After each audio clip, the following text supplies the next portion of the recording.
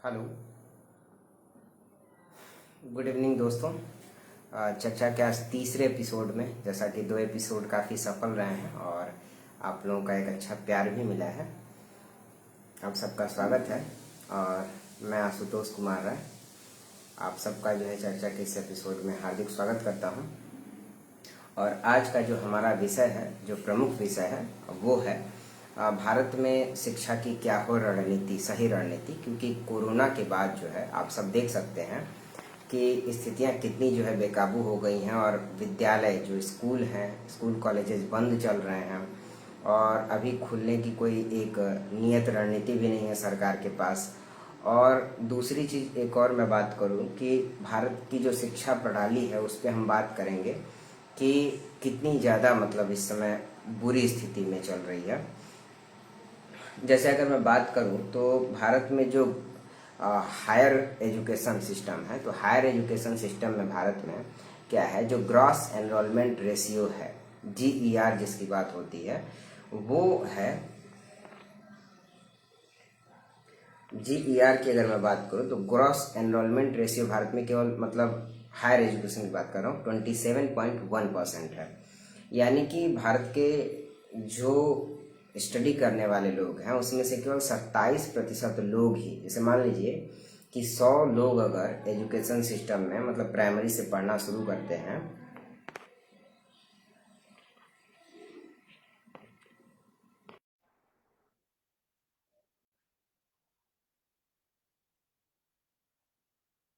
तो उसमें से, हाँ, गुड इवनिंग प्रखर जी। तो अब जो है हेलो। आगे की जो चर्चा होगी, अब हमारे साथ प्रखर जी जुड़ चुके हैं तो उनके साथ होगी। हेलो। सुन रहे हैं प्रखर जी? आवाज आ रही है? तो उनके साथ होगी आगे की चर्चा हमारी।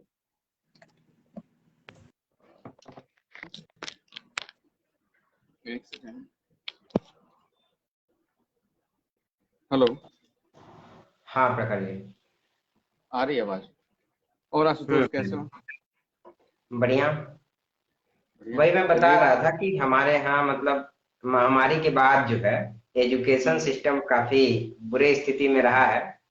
और हाँ। ओवरऑल भी इंडिया का एजुकेशन सिस्टम आप जान ही सकते हैं कि स्थिति क्या है। खैर, सार्कास्टिकली कहा हाँ। जा सकता है कि बहुत अच्छी है, लेकिन स्थिति बहुत अच्छी नहीं है।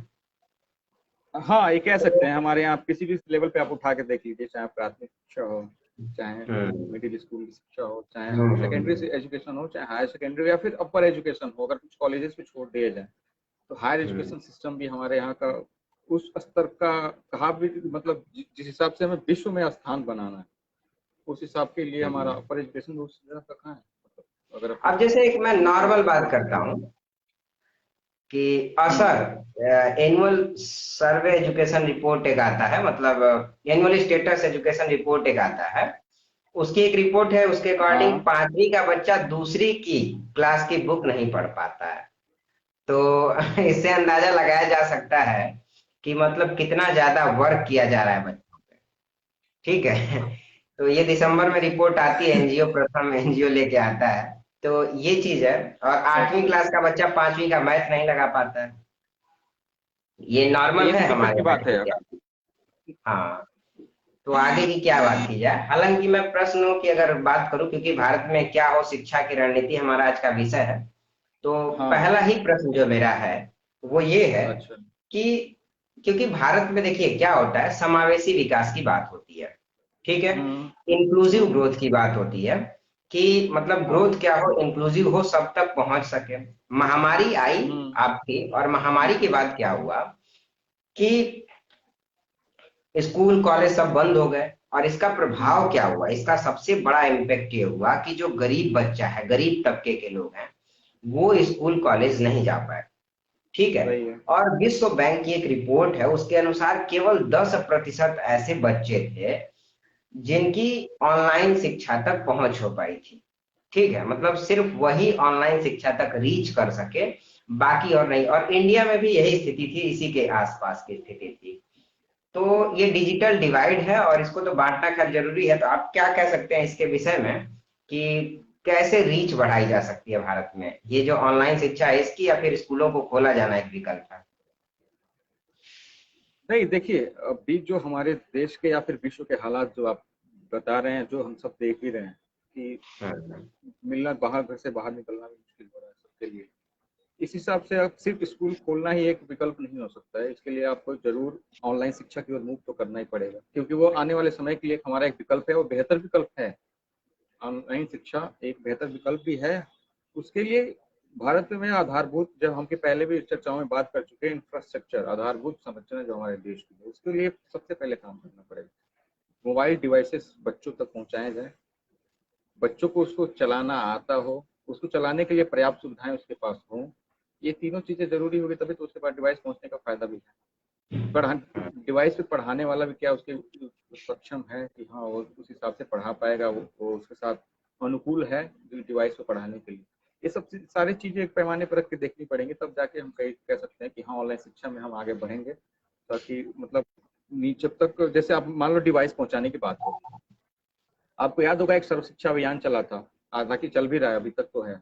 उसमें किताबें सबको फ्री दी गई थी, दी भी जाती हैं। प्राइमरी शिक्षा, हाँ अभी प्राथमिक भी शिक्षा दी में जहाँ जाती तक है। मुझे कंफर्म करिएगा आप कुछ हम्म, गलत हो, किताबें फ्री दी जाती हैं।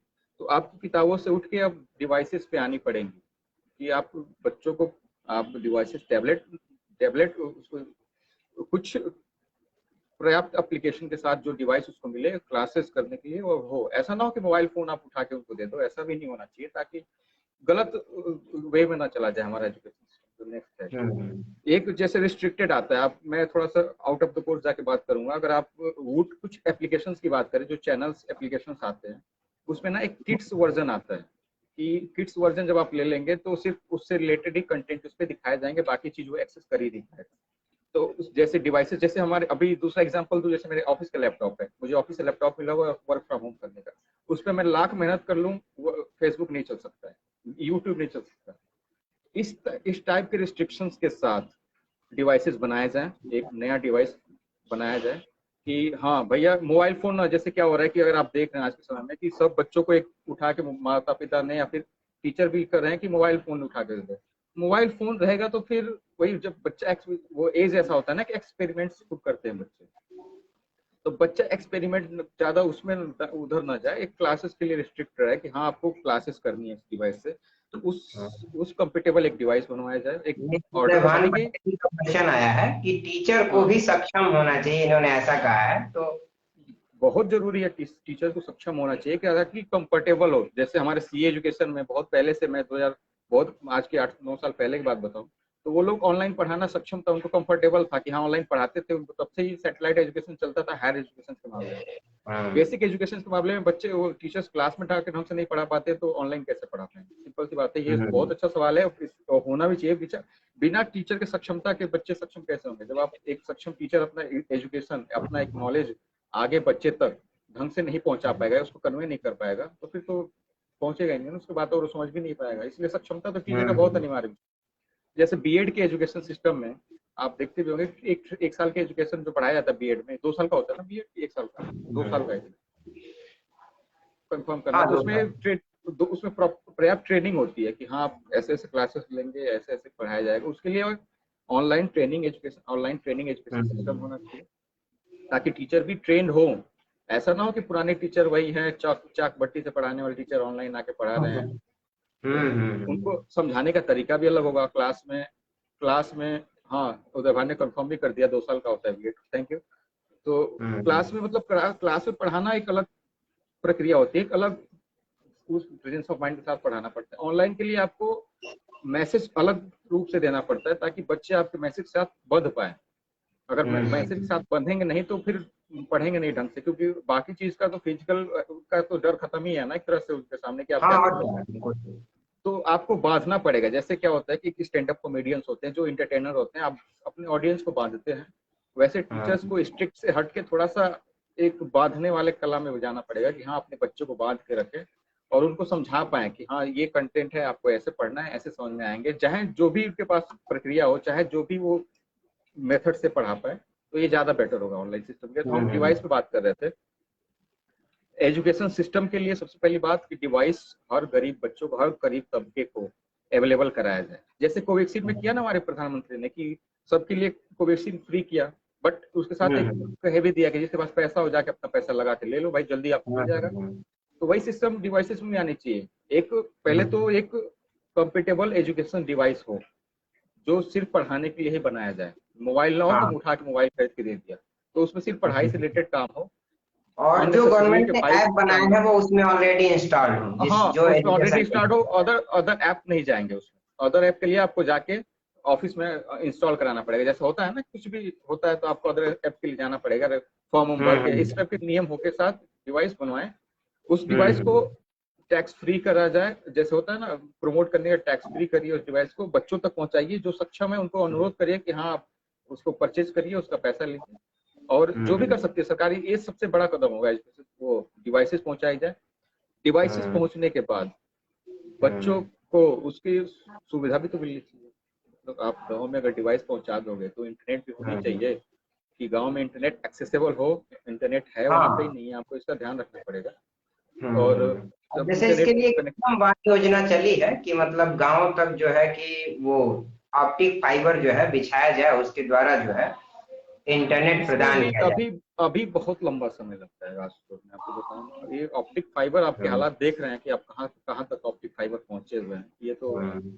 ग्रामीण रूप, ग्रामीण स्तर पे आप देख सकते हैं कहाँ कहाँ तक पहुंचे। अभी वही तो मैं कह रहा टीयर था, डिजिटल अभी डिवाइड की बात कर रहा था। टीयर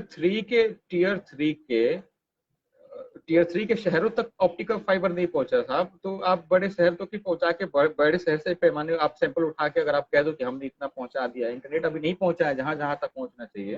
एजुकेशन का हम्म। मतलब क्या होता है कि आप हर एक तबके तक पहुंचाए शिक्षा ना। हम्म। तो उसके लिए आपको इंटरनेट की सुविधाएं देनी पड़ेगी। इलेक्ट्रिसिटी, हालांकि कह सकते हैं कि इलेक्ट्रिसिटी की चीजें सुधरी हैं, बहुत सुधार हुआ है हिंदुस्तान में। अगर आप आजादी के बाद से आज तक का देखें तो इलेक्ट्रिसिटी के मामले में तो सुधरा है देश, काफी हद तक सुधरा।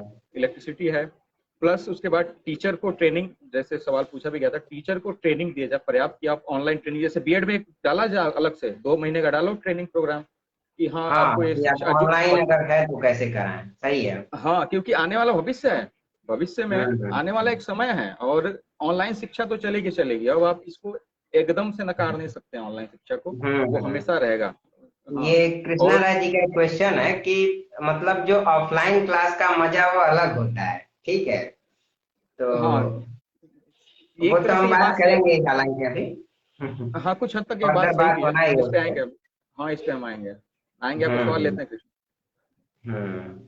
तो अब अगला मेरा जो क्वेश्चन है उसी पे हैवी है कि हम्म शिक्षा में किन मूलभूत सुधारों की आवश्यकता है, क्योंकि मैं एक रिपोर्ट पढ़ रहा था कि भारत की 62% आयु कार्यशील है, मतलब 15 से 59 वर्ष के बीच की है। हम्म और वर्क फोर्स का केवल 40% लोग ही चाहते हैं कि मुझे नौकरी मिले, ठीक है। मतलब वो अच्छा, वर्क हाँ, फोर्स का पार्ट बनना ही नहीं चाहते हैं 60% लोग। तो मेरे अच्छा, ख्याल अच्छा, से अच्छा। 60% में से कुछ तो ऐसे होंगे जो क्या बोलते हैं कि सरकारी नौकरी की कोशिश कर रहे होंगे 27-28 साल की उम्र तक, की बाद में देखा जाएगा। लेकिन हम्म और लोग क्यों नहीं जाते हैं, और अगर जाते भी हैं तो उनके पास उतनी योग्यता नहीं है जो 40% लोग हैं कि वो जॉब को पा हम्म, सके। और हाँ। उसके कारण से ही भारत में जो बेरोजगारी की जो दर है वो बहुत ही निम्न है, मतलब बहुत ही उच्च है बेरोजगारी की दर। देखिए, एक सही सवाल की तरफ हम लोग जा रहे हैं कि शिक्षा में क्या क्या मूलभूत परिवर्तन होने चाहिए। मूलभूत परिवर्तन तो बहुत आवश्यक, आपको भी पता है, मुझे पता है। जो हमारी पुरानी शिक्षा पद्धति है, अंग्रेजों द्वारा बनाए गए सिस्टम चले आ रहे हैं अब तक। आप हर आदमी को ग्रेजुएशन तक सेम पढ़ाई पढ़ाया जा रहा है, मतलब हाई स्कूल तक तो सब, 10th तक तो सब सेम पढ़ाई पढ़ते हैं ना, किसी भी बिना भाग विभाजन के। एक ही रट्टे में हम्म सबको पढ़ाया जा रहा है लाइन से लाइन। शिक्षा पद्धति में एक मूलभूत सुविधा, मूलभूत मतलब जो चेंजेस की बात अगर हम करें तो रोजगार परक शिक्षा, कि हर आदमी हम्म को नहीं लिटरेचर पढ़ के दार्शनिक बनना है, मतलब हर आदमी नहीं ना दर्शन हम्म शास्त्र पढ़ के एकदम उसको ज्ञाता बनना है। एजुकेशन हम्म सिस्टम, मतलब कुछ लोगों को एजुकेशन इसलिए चाहिए ताकि वो सामान्य से जीवन जी सके, अपना एक आदर्श परिवार चला सके, एक सभ्य समाज में, एक सभ्य वातावरण में रह सके। ऐसा नहीं हो तो सबको दार्शनिक बनना है, सबको पीएचडी करना है, सबको एमए करना है, फिल करना है। तो उस हिसाब से एक रोजगार परक शिक्षा को बढ़ावा देना चाहिए। हालांकि रोजगार परक शिक्षा जब आएगा, जैसे आप 10th के बाद से कई सारे ऑप्शन ले आओ एजुकेशन सिस्टम में, ताकि रोजगार परक हो कि हाँ ये काम कर लो तो ये आपका रोजगार सुनिश्चित हो जाएगा, ये काम कर लो ये रोजगार सुनिश्चित हो जाएगा। हर आदमी को बीए पढ़ाया जा रहा है, ग्रेजुएशन कराया जा रहा है, सबको ग्रेजुएशन लाइन से कराया जा रहा है। क्यों कराना है भैया? अगर किसी को मैकेनिकल में जाना है, अगर किसी को मैकेनिकल में मतलब मैकेनिकल इंजीनियरिंग में जाना है, तो उसको क्यों एक लाइन से ही लगाया हो, भाई तुम भी आ जाओ ग्रेजुएशन की लाइन। किसी को कहीं और फील्ड में जाना है, तुम भी आ जाओ ग्रेजुएशन लाइन में करो। तुम किसी को और फील्ड में जाना है, तो किसी को तुम भी आ जाओ भाई लाइन।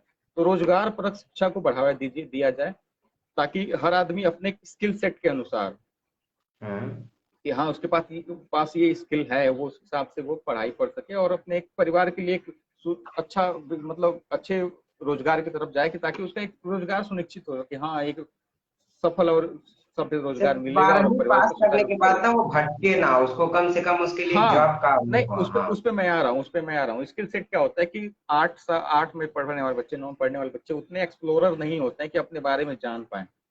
तो ये तो ठीक है कि 10th के बाद हमने कई सारे स्किल सेट, आपको भी पता है, मुझे पता है, 10th में आप भी थे, मैं भी था, क्योंकि हमें उस टाइम तक पता नहीं होता दुनियादारी क्या होती है, क्या हमारे अंदर गुण है, क्या अवगुण है, क्या कैसे है। होता है ना आपको, तो अब 10 में पढ़े होंगे तो आप कुछ और बनना चाह रहे होंगे, मैं कुछ और बनना चाह रहा था, मैं आ गया सीए की लाइन में, आप एजुकेशन की लाइन में चले गए। तो ये होता है, उस स्किल सेट को पहचानने के लिए भी टीचर्स कैपेबल होने चाहिए, जो आपके टीचर्स के साथ साथ पेरेंट्स भी उसमें इनरोल करें, बच्चों के साथ कि डिस्कस बच्चे के करें अंदर कि हाँ कौन सा स्किल है। हाँ स्किल सेट क्या है उसका, मतलब रुझान किधर है उसका, ऐसा आकर्षण नहीं, रुझान। आकर्षण पे जाएंगे तो फिर गलत हो जाएगा कि हाँ आकर्षण तो होता ही है, सबको आईएएस बनना होता है 10th में। हाँ हाँ, तो वो रुझान, और मतलब उसका किसमें, वो जो एटीट्यूड कहते हैं, हाँ मतलब। एटीट्यूड कह लीजिए, उसका स्किल, एटीट्यूड, कई सारी चीजों को हाँ मिक्स करना पड़ेगा, ये आप एक हाँ, वर्ड देख के स्किल नहीं बच जैसे पाएंगे। एप्टीट्यूड कह सकते हैं, क्षमता, जो हाँ उसकी किसमें क्षमता अधिक है। सक्षम, हाँ सक्षमता कह लीजिए उसका, कि हाँ उसका स्किल सेट हम्म क्या है। ऐसा ना हो कि, क्योंकि 10th में मन उड़ान बहुत लगाता है, स्थिरता नहीं होती ना हम्म 10th में। तो इसलिए प्रॉपर गाइडेंस हो, माता पिता का भी हो, टीचर का भी हो, फ्रेंड्स का हो, रिलेटिव से क्या कोई उम्मीद करेगा रिलेटिव से हम्म तो वो तो परेशान करने के लिए होते हैं। तो माता पिता अपने बच्चों का स्किल सेट पहचाने, सरकार उसमें कुछ नीतियां लाए कि हाँ भैया 10th के बाद आपके, अगर आप चाहते हैं कि आपको कुछ भी लाइन में जाना हो, आपको हेयर ड्रेसरिंग लाइन में जाना हो, किसी को मेकअप आर्टिस्ट बनना हो, तो उस लाइन में अपना एरिया बनाता चलाना, वो भी फिजिक्स केमिस्ट्री मैथ, जिसको अगर मानो ड्रेसिंग लाइन में जाना हो, फैशन इंडस्ट्री में जाना हो, वो भी फिजिक्स केमिस्ट्री मैथ पढ़े जा रहा है 12th में, ग्रेजुएशन में। क्या करेगा वो फिजिक्स पढ़ के कि भौतिक घनत्व कितना है, आकार कितना है और भार कितना है, और उस तो हाँ घनत्व, भार, आकार और लंबाई चौड़ाई से दूर निकल के उसका स्किल सेट के अनुसार उसको काम किया जाए, उसके पार्लर कोर्स हो, उसको फैशन हम्म इंडस्ट्री की पहचान हो, उसके फैशन इंडस्ट्री के लेक्चर्स मिले। तो इस सब चीजों के लिए हम्म सरकार का मतलब कदम तो उठाने पड़ेंगे, ताकि कई सारे रोजगार परक एजुकेशन में बढ़ावा दिया जाए। और हम्म। कह सकते हैं इसको कि पुरानी शिक्षा पद्धति को बदला जाए, जैसे बदला भी गया। न्यू एजुकेशन पॉलिसी 2020 तो काफी बात भी करती है, कभी इस बात पर हम चर्चा करेंगे, न्यू एजुकेशन पॉलिसी की मुझे उम्मीद है आप रखेंगे भी चर्चा इस बात पर। तो हाँ न्यू हाँ, इस एजुकेशन पे पॉलिसी, रखा हाँ जाएगा। क्योंकि ये बहुत बड़ा टॉपिक है और उस बहस में पढ़ेंगे तो वो हो जाएगा। तो हम्म हाँ, तो हम उस पर आ रहे थे, पुरानी शिक्षा पद्धति को बदला जाए, बदला भी गया है। तो ये कुछ हम्म शिक्षा में बदलाव करके सिर्फ टेक्स्ट बुक पढ़ाए जा रहे हैं, लाइन से टेक्स्ट हम्म बुक। आप मतलब 8 तक तो मुझे नहीं लगता किसी स्कूल में, अगर प्राथमिक में है तो हायर एजुकेशन, मतलब टॉप के स्कूलों का नहीं बता सकता, लेकिन जो प्राइमरी एजुकेशन है, जो मिडिल एजुकेशन है, 8 तक तो कोई प्रैक्टिकल एजुकेशन नहीं होता, फिजिक्स केमिस्ट्री मैथ तीनों में ही नहीं ना, पढ़ाते। कोई एजुकेशन नहीं प्रैक्टिकल। हम, मेरे टाइम पे तो नहीं था, कुछ नहीं था, फिजिक्स बस पढ़ा दिया, सर आते थे यहाँ से यहाँ कॉमा लगा दे, इस कॉमा से लेके इस कॉमा तक नोट कर लो, इसका आंसर ये हो। और रट फिजिक्स लेना में है हमें इसको। हाँ, याद इसको रट करके लेना आना है। अगले दिन। तो हाँ मैं आपको एक थोड़ा सा एग्जांपल दूंगा। साउथ कोरिया हम्म का जो एजुकेशन सिस्टम है, अभी हम हम्म साउथ कोरिया के बारे में एक दिन पढ़ रहा था, तो वहाँ का जो हम्म एजुकेशन सिस्टम है, स्टेम करके आता है, वहाँ का जो एजुकेशन सिस्टम स्टेम पॉलिसी लेके आई है। स्टेम का हम्म मतलब हो गया science, technology, engineering and math, stem, STEM। ये पद्धति लेके आई है हम्म ताकि बच्चे इन सब फील्ड में, इसके लिए काफी आगे भी है साउथ कोरिया अगर आप देखें तो स्टेम हम्म स्टेम लेके आया है उसने, अपने एजुकेशन पॉलिसी में स्टेम इंक्लूड किया है, ताकि आपका साइंस, टेक्नोलॉजी, ठीक, और इंजीनियरिंग एंड मैथ, 4 सेक्टर में हमारे स्टूडेंट जो उनके तैयार हो सके अच्छे लेवल पे, ठीक। उसका मेन मकसद ये है कि आप सिर्फ टेक्स्ट बुक, मतलब क्या होता है उस प्रोग्राम का नाम ही स्टेम है, तो उस प्रोग्राम का मेन मकसद ये है कि आप सिर्फ टेक्स्ट बुक पे रट्टे ना मार के जाएं, काम करें, कि आप एक प्रैक्टिकल हम्म एक्सपोजर भी लें, उसका उसका काम करें, उस पर प्रैक्टिकल ट्रेनिंग लें, और जाके लैब में लैब के अलावा जाके प्रैक्टिकल इंटर्नशिप में भी जाके उसको प्रयोग कर सके। ऐसा ना हो कि बस हमने पढ़ दिया दूरी बटा 4 बराबर दूरी बटा समय, तो ऐसे तो वही होता है ना। हम्म तो ये वाला कॉन्सेप्ट नहीं कि आप टेक्स्ट बुक के रट्टे मारे जा रहे हो, रट्टे मारे जा रहे हो, तो उसको हम्म हटा के इन्होंने प्रैक्टिकल एजुकेशन और ट्रेनिंग एजुकेशन को ज्यादा बढ़ावा दिया है। तो इसको इंडिया को सीखना चाहिए सब चीजें, कि हमें प्रैक्टिकल और training, more and more practical, more and more training, less and less text book. जैसे नारा है ना पीएम का, लेस गवर्नमेंट मोर गवर्नेंस, उस टाइप का नारा हाँ होना चाहिए भाई साहब, less text book more exposure. तो ये जाके काम कर रहा है। क्योंकि टेक्स्ट बुक पढ़ना बहुत बोरिंग होता है। और मेरे ख्याल से, मैं पेडागोजी पढ़ा रहा था, सीटेट का जो एग्जाम अभी हाल में था, तो मैं हम्म उसमें पेडागोजी, क्योंकि मुझे पढ़ाना होता है तो मैं पेडागोजी पढ़ा रहा था, तो उसमें दिया भी है हम्म। कि बच्चों को टेक्स्ट बुक से बाहर निकाल के उनको एजुकेशन दिया जाए। लेकिन हाँ अभी मतलब तक वो चीज सिस्टम लागू नहीं किया गया है एजुकेशन सिस्टम में, कि टेक्स्ट बुक से बाहर आके बच्चों को शिक्षा दी जाए। और जो कोशिश आपने कही बहुत की थी गई है। स्किल सेट के अकॉर्डिंग शिक्षा, वो तो कहीं अभी दिख भी नहीं रही है, दूर दूर तक अभी कहीं। हाँ हाँ हाँ, थोड़े हम्म इशू तो है। ये चीज है।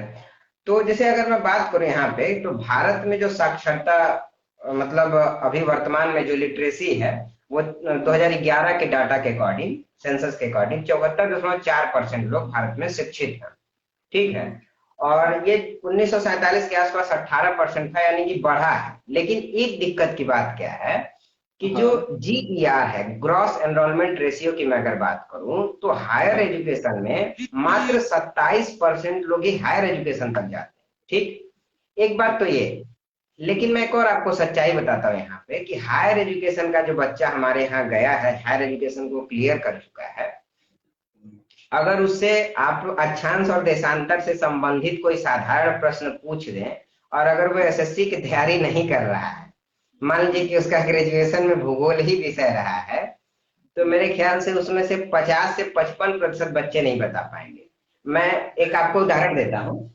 हम गए थे यहाँ पे, मेरा ज्योग्राफी सब्जेक्ट था, और मैं गया था मतलब अपना वो वाइवा देने के लिए।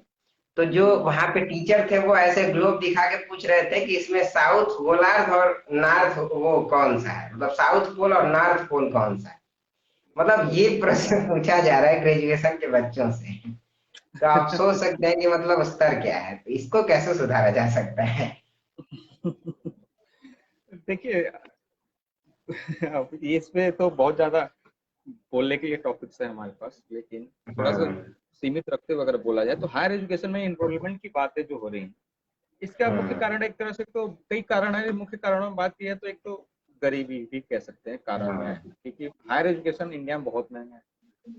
तो हम्म सरकारी उतना एजुकेशन पॉलिसी, उतना स्कॉलरशिप दे नहीं पाती, हर आदमी को पढ़ा नहीं सकती। हायर एजुकेशन के मामले में सरकार की भी सीमाएं हैं भाई अपनी कुछ। तो हम्म एक तो ये रीजन हो सकता है। दूसरा कैपेबिलिटी, आप हम्म ग्रेजुएशन तक तो धक्के मार के चले जाते हो, सिंपल सी लॉजिक है कि ग्रेजुएशन तक तो धक्का लग जाता है। उसके बाद जब आप हम्म हायर कंपटीशन वाले एजुकेशन में जाते हो, जैसे आप बड़े बड़े यूनिवर्सिटीज की बात कर लीजिए, बड़े बड़े कॉलेजेस की बात कर लीजिए, तो वहाँ जाएंगे तो आपको कंपटीशन, उतना हायर एजुकेशन का कंपटीशन, आप कंफर्टेबल नहीं होते उस हिसाब से। तो उस हिसाब से एनरोलमेंट नहीं कराते। कुछ लोगों का अलग ही सेक्टर में जाते हैं कि जॉब हो, मतलब जॉब करना होता है उनको, अपने परिवार चलाने होते हैं, हम्म या सामाजिक संरचना ऐसी होती है कि 20 के बाद से सवाल पूछने शुरू हो जाते हैं। बच्चे कोरिलेट करेंगे इस बात को। 20 के बाद से हम्म हर बच्चे के साथ, खासकर अगर लड़का वर्ग है, मेल आदमी है, तो मेल है, तो उसके साथ पहला सवाल कि बहू कब से कमाई पर, कब से कमाना शुरू करोगे। हम्म 20th के बाद तो हर आदमी पहला सवाल ये झेलना शुरू हो जाता है। पहले हम्म गांव के लोग शुरू करते हैं, रिश्तेदार शुरू करते हैं। 25 हम्म 25 से ऊपर जहाँ क्रॉस किए तो भाई बहन माता पिता भी सवाल ये दागना शुरू कर देते हैं। ठीक। तो कब एक ये, कमाओगे। हाँ, एक ये प्रेशर भी होता है। अब हम्म बड़े यूनिवर्सिटी में जैसे अगर आप पीएचडी वीएचडी करने जाएं, सिंपल सी लॉजिक, अगर आप पीएचडी करने जा रहे हैं तो 30 साल तो खिंच खाच के लग ही जाएगा, आप कितने भी एजुकेटेड हो, कितने भी टैलेंटेड हो, 30 से 31 साल हो हम्म जाएगी ना।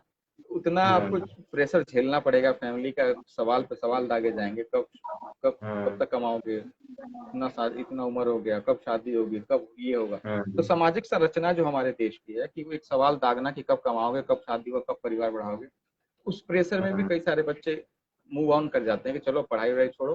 क्योंकि सबको तो सब उतना प्रेशर झेल नहीं पाते ना कि हमें इंटेलेक्चुअल बनना ही बनना है। कुछ आदमी को जॉब करके अपना फैमिली सेटअप करना होता है। और सामाजिक संरचना भी हमारे देश की ऐसी है कि शादी और कमाना is compulsory for everyone to sustain in market and society. तो उस हिसाब से वो मूव कर जाते हैं कि हाँ चलो पढ़ाई छोड़ो, अब काम धंधा शुरू करो, क्योंकि हमें इंटेलेक्चुअल बनना नहीं है। इंटेलेक्चुअल वैसे ही हमारे देश में गाली शब्द हो गया इंटेलेक्चुअल बनना। हाँ हाँ, चलो बुद्धिजीवी के लिए खैर, लिबरल्स हाँ के लिए लिब्रांडो जैसे शब्द हमारे यहाँ पे हाँ, नॉर्मल बात तो बुद्धिजीवी बनने से अच्छा है चलो कमाना शुरू कर देते, तो कमाने निकल जाते हैं। तो ये सब है। चीजें होती हैं कि यही सब मापदंड है। ऐसे कुछ अच्छे बच्चे होते हैं वो बाहर चले जाते हैं। तो ये कारण है, सब मुख्य रूप से कारण है। और रही बात ग्रेजुएशन लेवल पे शिक्षा स्तर की, तो अब इस बहुत ज्यादा बात करने के लिए बहुत ज्यादा है, लेकिन अभी नहीं किया जाए तो ज्यादा बेहतर है। आपको भी पता है, मुझे पता है इस वस्तु स्थिति क्या है अभी शिक्षा के बारे में। वो तो है। मैं एक प्राथमिक शिक्षा की बात कर दे रहा हूँ यहाँ पे कि एक हाँ आर्टिकल में हाल में पढ़ रहा था, तो उस आर्टिकल में लिखा हुआ था कि उच्च शिक्षक वेतन, मतलब शिक्षकों का वेतन बहुत अच्छा खासा है, काफी ज्यादा उनको पैसा मिल रहा है, ठीक है, और अच्छी योग्यता भी उनके अंदर है। अब कितनी है वो देखा ही जाता है, खैर हमारे यहाँ तो। के बावजूद भी हमारे यहाँ जो प्राइमरी विद्यालय है उसमें नामांकन बहुत कम है। अगर मैं बात करूं तो अमेरिका में सरकारी स्कूलों की बात करूं, 85% बच्चे जाते हैं पढ़ने के लिए, इंग्लैंड में 90% के आसपास, जापान में 95% के आसपास, और इंडिया में परसेंटेज गिर के 40 या 42 आ जाता है। और एक और बात, भारत में 4 लाख ऐसे स्कूल हैं जिसमें 50 से कम बच्चे पढ़ते हैं प्राइमरी विद्यालयों में, वो सिर्फ प्राइवेट की तरफ जो है आगे जाते हैं। एक बात और यहाँ मैं कहना चाहूंगा कि 1993 में केस आया था यूनिक्वेशनल वर्सेस आंध्र प्रदेश और अन्यवाद, उसमें सुप्रीम कोर्ट ने कहा था कि जो शिक्षा है वो फंडामेंटल राइट होना चाहिए, और 86वां संविधान संशोधन के तहत जो है 2002 में इसको कर भी दिया गया, फंडामेंटल राइट कर भी दिया गया, 21A में डाल दिया गया कि 6 से 14 साल के बच्चे मतलब पढ़ेंगे, ठीक है। लेकिन 2009 में ये कानून भी बना, राइट टू एजुकेशन, सर्व शिक्षा अभियान, जो आप बात कर रहे थे स्टार्टिंग में। फिर भी क्या कारण है कि बच्चे प्राइमरी तक भी नहीं जा रहे, वो प्राइवेट की तरफ जा रहे हैं? देखिए, इसके बहुत सारे कारण हैं। सबसे बड़ी बात, सबसे पहला है कि शिक्षा का स्तर, प्राइमरी एजुकेशन, प्राइमरी स्कूलों की बात करें, शिक्षा का जो स्तर है बहुत पुअर है। लिटरली मैं बताऊं, प्राइमरी एजुकेशन में पढ़ाया नहीं जाता है। सिंपली इस लॉजिक है कि बच्चे टीचर टाइम से स्कूल नहीं जाते हैं। सबसे बड़ी बात, एक तो लोकल के टीचर होते हैं, उसी गांव के टीचर हैं, स्कूल नहीं जाते हैं, कोई पढ़ाने गए तो पढ़ाए ही नहीं, पढ़ाएंगे तो वैसे ही कभी कुछ लिखा दिया, मन किया तो पढ़ाए नहीं पढ़ाएंगे। कोई एक प्रॉपर सिस्टम नहीं है कि आपको सिलेबस कंप्लीट कराना है। सिलेबस कंप्लीट कराने का प्रेशर नहीं होता उनके पास, तो ना प्रेशर होता है ना ये लोग पढ़ाते हैं। दूसरा, शिक्षक का अभाव। बहुत सारे आप देखते होंगे यूपी में, अगर हम बात करें, इतने शिक्षक के अभाव हैं, स्कूल खाली पड़े होते हैं, आंगनबाड़ी कार्यकर्ती हैं स्कूल चला रही होती है जगह प्राप्त। शिक्षा मित्रों की नियुक्ति भी नहीं हो रही है, टीचरों की नियुक्ति भी नहीं हो रही है, कई सारे भर्तियां रुकी पड़ी हुई है, तो उसका अभाव बहुत ज्यादा है। दूसरी बात, तीसरा स्टेटस सिंबल। सबसे बड़ी बात है कि एक कारण यह है स्टेटस सिंबल होना, कि अगर कोई अपने बच्चे को सरकारी स्कूल में पढ़ा रहा है तो गरीब है, भले ही वो कितना भी अमीर हो, तो एक स्टेटस सिंबल जो बना दिया गया है कि हाँ प्राइवेट स्कूल में, अगर मैं बताऊं कि अगर कोई अपने बच्चे को सरकारी स्कूल में भेज भी रहा है ना, तो गांव में इतना खींचातान हो जाएगा उसको लेके, अरे स्कूल सरकारी स्कूल में भेज रहे हो, करियर खराब हो जाएगा, ये हो जाएगा, वो हो जाएगा। तो एक स्टेटस सिंबल बन गया प्राइवेट स्कूलों में पढ़ाना। कुछ मुख्य ये सब चीजें हैं कि मूलभूत सुविधाओं का अभाव है, स्कूल में इंफ्रास्ट्रक्चर नहीं है, कॉलेज बिल्डिंगें नहीं है, बिल्डिंगें गिर रही हैं, असुरक्षा का भावना है, सुरक्षा नहीं है वहाँ पे। प्राइवेट स्कूलों में सुरक्षा इतना होता है, वहाँ पे टीचरों को प्रेशर होता है कि भैया कंपलसरी आपको सिलेबस कंप्लीट कराना है, रिवाइज कराना है, एग्जाम के लिए प्रिपेयर करना है बच्चों को, ताकि वो एग्जाम में बीट करें। तो ये सब मुख्य कारण है जिसमें कि काफी इनरोलमेंट कम होता है। जो आप इनरोलमेंट बता रहे हैं उसमें से, जो इनरोलमेंट प्राइमरी स्कूल में बता रहे हैं उसमें से पढ़ने वाले बहुत कम होंगे, बाकी तो सिर्फ कुछ ऐसे ही एनरोलमेंट हो जाता है उनका, जब प्रेशराइज एनरोलमेंट की बात करें। अगर आप बहुत एक्चुअली ऐसे जाके नाम फर्जी में नाम लिख दिया था। हाँ, तो अगर एक्चुअल जाके पढ़ने वाले एनरोलमेंट के अगर आप डेटा उठा के देखें तो प्राइवेट के मुकाबले तो बहुत पूरा है। तो ये सब चीजें हैं, दिक्कत है। और वो भी जो बहुत गरीब तबका है, मजबूर है कि प्राइवेट में नहीं भेजा जा सकता है, वही सरकारी स्कूल में ले आके डालते हैं। ये क्वेश्चन है भैया, ये प्रखर जी, यहाँ पे क्या नाम है, देखिए ये इनका है, नीचे चला गया भाई, इंग्लिश में कोई है। हाँ, एक्चुअली आप देखिए, आपको दिख रहा हो तो क्वेश्चन है एक यहाँ दीपक पे, जी का। दीपक जी का, हाँ। ये कह रहे हैं कि भारत में जो रोजगार और वित्तीय समस्याएं हैं, फाइनेंशियल प्रॉब्लम है इंडिया में, उस पे बात हम्म, किया जाए। उसके बारे में कुछ कहना जरूर, चाहेंगे? अगला टॉपिक हम जरूर लेंगे इस पे। हाँ हाँ हाँ। क्योंकि वो तो है, मैं एजुकेशन पे हम लोग इसलिए कर रहे हैं क्योंकि एजुकेशन मेन प्रॉब्लम है भाई, क्योंकि रूट काज है, यहाँ से बच्चे जब हाँ, अच्छा पढ़ के आएंगे नहीं तो वो रोजगार में जाएंगे कैसे। जैसे मैं सही बात बात कर है। रहा था कि उद्यमशीलता आधारित शिक्षा, मतलब बच्चे 12th पास करने के बाद ना स्टार्टअप की तरफ अभिप्रेरित हो सके, अगर उनके पास कोई आइडिया है तो वो कोई स्टार्टअप स्टार्ट कर सके। इस पे अगर आप कुछ बात करना चाहें तो करें, क्योंकि दिल्ली इस पे सरकार के साथ एक पहल भी है हम्म। कि वो जो है अपने स्कूलों में 12वीं के बच्चों को ऐसी शिक्षा दिलवा रहे हैं कि वो स्टार्टअप की तरफ आगे जाए, मतलब वो खुद का हम्म। रोजगार स्टार्ट कर सके। तो इस पे आप क्या सोचते हैं, इसको थोड़ा बता दीजिए। देखिए, अभी हम बात जो कर रहे थे कि रोजगार परक शिक्षा, जो 10th की बात हुई, हम्म। ठीक है, रोजगार परक हम्म। शिक्षा की बात हमने कर चुकी है। अब आते हैं हाँ। उद्यमशीलता पे, क्रिएटिविटी, जो उसकी हाँ। क्रिएटिविटी कह लीजिए, एंटरप्रेन्योरशिप कह लीजिए, आप एक टेक्नोलॉजिकल बेस कह लीजिए, तो उसकी भी बात हमने, अगर आप रोजगार परक शिक्षा की बात करेंगे तो उसमें ये इंक्लूड हो जाएगा, क्योंकि रोजगार सिर्फ जॉब से रिलेटेड नहीं होता। एक स्किल सेट की बात जो हमने की थी ना स्टार्टिंग में, कि मतलब स्किल सेट वाइज उनको पहचाना जाए, उनके हिसाब से वो पढ़ाई शिक्षा में भेजा जाए। तो जब आपके जो एजुकेशन सिस्टम में बदलाव के बाद जो उद्यमशीलता, मतलब टेक्नोलॉजी बेस्ड पढ़ाई आएगी, जो हमारा अगर शिक्षा अगर क्रिएटिविटी को प्रमोट करेगा, इमेजिनेशन को प्रमोट करेगा, स्ट्रिक्ट नहीं करेगा टेक्स्ट बुक रटने तक ही, तो जाहिर सी बात है कि हमारे युवाओं में तो कोई कमी नहीं कह सकते ना। युवाओं तो, अपना भारत एक युवा देश है, यहाँ के काफी पॉपुलेशन 35 के वर्ष तक की आयु का, मतलब युवा भारत कहा जाता है हमारा देश को। वही मैं तो बात कर रहा था, युवाओं, 62% आयु कार्यशील है, मतलब वो 1559%। हाँ, अब आप तो आप समझ सोच सकते के हैं कि देखिए 100 में तो, से 62 लोग ऐसे।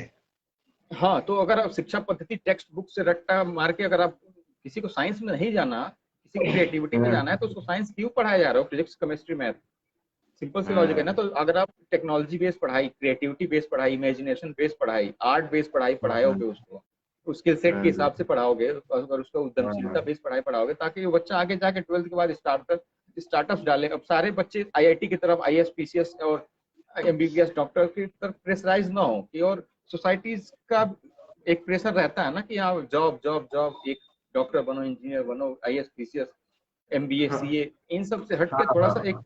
जब स्किल सेट वाइज उसके क्रिएटिविटी को अगर आप बढ़ाओगे, बड़े स्कूलों में देखा हुआ है मैंने, एक दिल्ली के बड़े स्कूल का ऑडिट किया था, उसमें देखा था कि मतलब 8 घंटे का जो स्कूल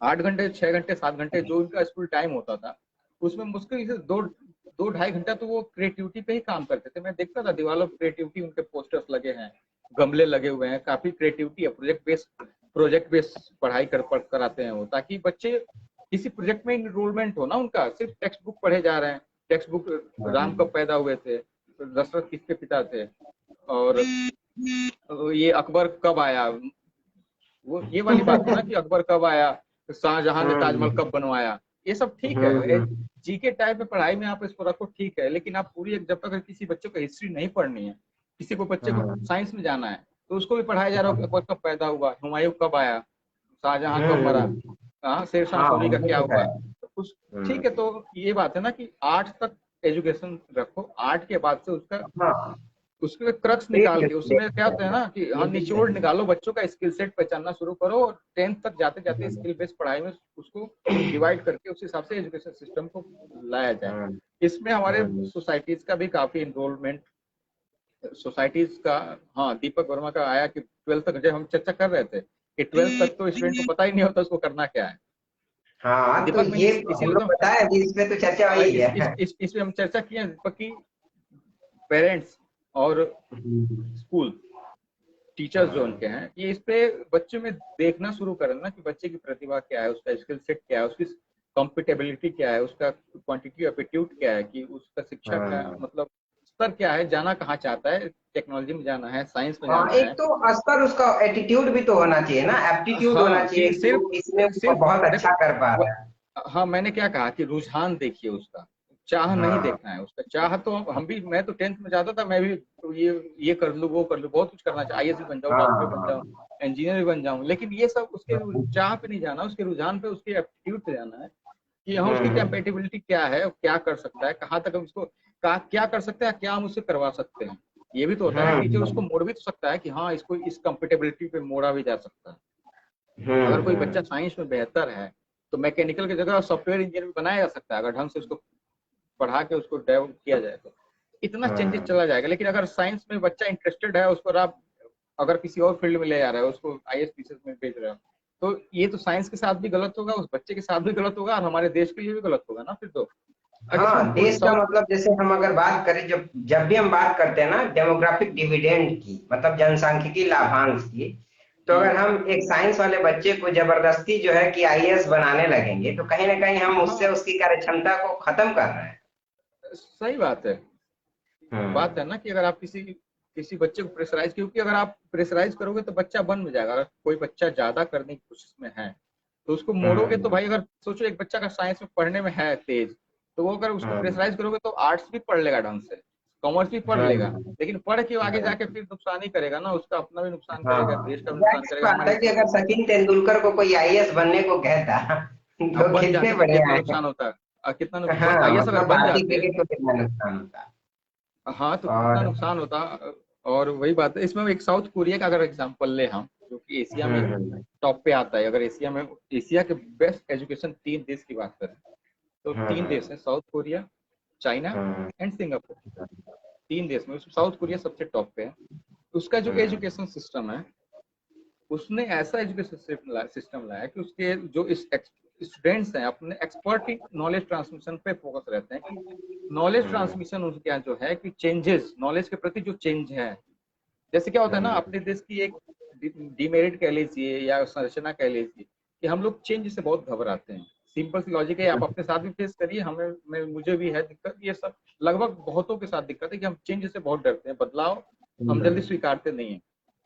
साउथ हम्म। कोरिया ने एक ऐसा एजुकेशन सिस्टम लेके आया अपने देश के लिए कि एजुकेशन ट्रांसमिशन, बदलाव जो होता है ना कि एक तरफ से दूसरी तरफ को एजुकेशन को ले जाना, चेंजेस लाना, उसमें वो लोग कंफर्टेबल हो सके, उसको वो लोग अच्छे से सुरक्षा से उसको स्वीकार कर सकें। तो अब उसने क्या किया है कि वही स्टेम वाली जो हमारी बात हुई थी कि स्टेम प्रोग्राम ले अपने एजुकेशन सिस्टम में, साइंस टेक्नोलॉजी इंजीनियरिंग मैथमेटिक्स की उस फील्ड में वो टॉप पे है। तो बच्चों को उस हम्म। फील्ड की ओर ले जाना है जिसका रुझान उधर है, उस कंफर्टेबल उसको बनाए कि सिर्फ वही मतलब क्रैम ना करें, बुक्स क्रैम करके रट्टा मार के, टेक्नोलॉजी अब रट्टा मार के तो नहीं कर सकते कि शाहजहां ने नहीं, बम नहीं, बनाया सब कैसे नहीं बनाया, शाहजहां ने बम कैसे बनाया तो हम कैसे बम बनाए, ऐसे तो नहीं हो सकता ना टेक्नोलॉजी।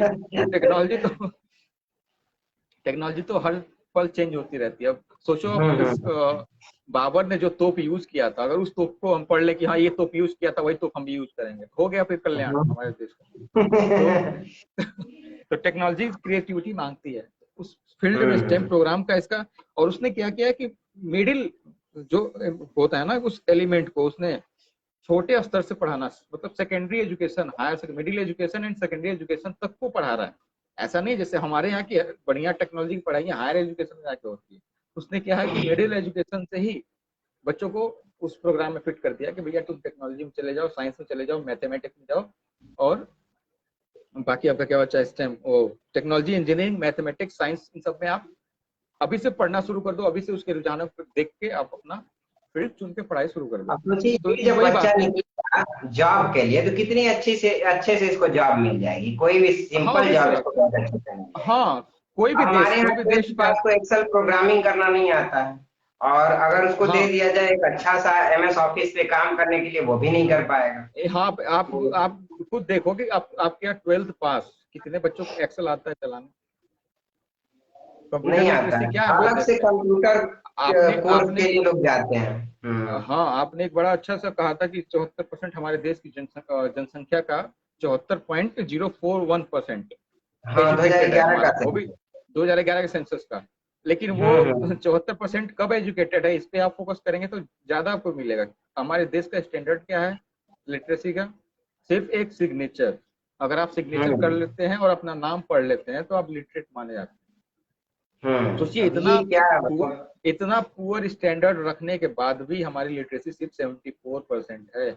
अगर हम अपने पड़ोसी देश चाइना की बात करें तो 96%, जापान की बात करें 99%, इवन नॉर्वे की बात करें हम, अभी कुछ देशों की बात, नॉर्वे बात, ऑस्ट्रेलिया में 99.41% लिटरेसी रेट है, स्पेन में है 96%, चाइना में 96.80%, साउथ अफ्रीका में 93% है, यूएस में 100% है। तो ये लिटरेसी रेट के, एंडोरा एक छोटा सा गरीब देश है एंडोरा, नॉर्वे, हम्म फिनलैंड, ये 100% लिटरेसी रेट है इनके यहाँ के। जबकि यहाँ का जो लिटरेसी, अगर आप बड़े देशों की बात करें जहाँ की मैं बता रहा हूँ 96%, 99%, 94%, 93% साउथ अफ्रीका की, या फ्रांस में भी अगर चले जाए तो more than above 90% literacy rate है। तो वहाँ पे जो एजुकेशन लिटरेसी नापा जाता है उसके स्टैंडर्ड भी हाई हम्म है। ऐसा नहीं है कि सिर्फ हम्म सिग्नेचर करा के स्टैंडर्ड नाप लिया, आपने सिग्नेचर करा लिया, अपना नाम पढ़ लिया तो लिटरेट मान लिया। हम्म इवन कुछ जगहों तो मेडिसिन के वो कंपोनेंट पढ़वा के भी लिटरेसी नापा जाता है।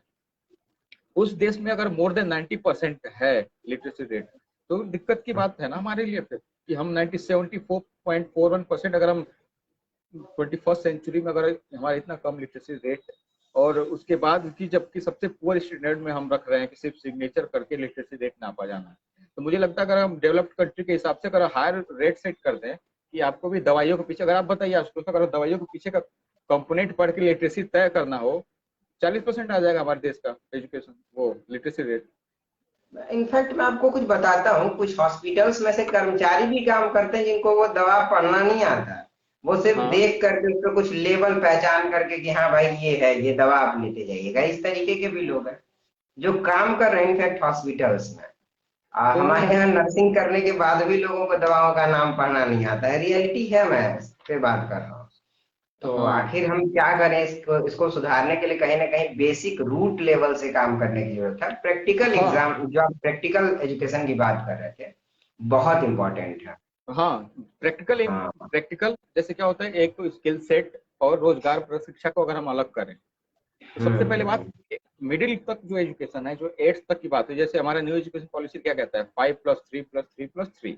तो 5+3 हाँ की बात अगर हम पहले दो सेगमेंट उठाएं, 5+3 हाँ वाला 8 तक की हम्म शिक्षा को मोर एंड मोर प्रैक्टिकल बनाए, हम्म मतलब कंपलसरी। हाँ, दौड़ते दौड़ते अगर हम बच्चा सीख ले। शुरू हाँ से शुरू करते हैं, क्या करिए कि आप पहले टेक्स्ट बुक रिफॉर्म करिए।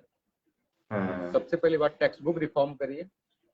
तमिलनाडु का एग्जांपल लीजिए, सबसे बेस्ट एग्जांपल इंडिया में, कि सारे तमिलनाडु में जयललिता आके आन, जयललिता की करुणानिधि, मैं बहुत कंफर्म नहीं हूँ, आप एक बार हाँ चेक कर लेंगे, जो सुनने वाले लोग चेक कर लेंगे कि तमिलनाडु में करुणानिधि या जयललिता में किसी एक ने क्या किया था कि प्राइवेट और गवर्नमेंट स्कूलों में प्राइमरी एजुकेशन का जो 10th का मतलब प्राइमरी प्लस मिडिल एजुकेशन के बुक्स जो है सेम कर दिया था, सबके लिए कंपलसरी सेम रहेगा,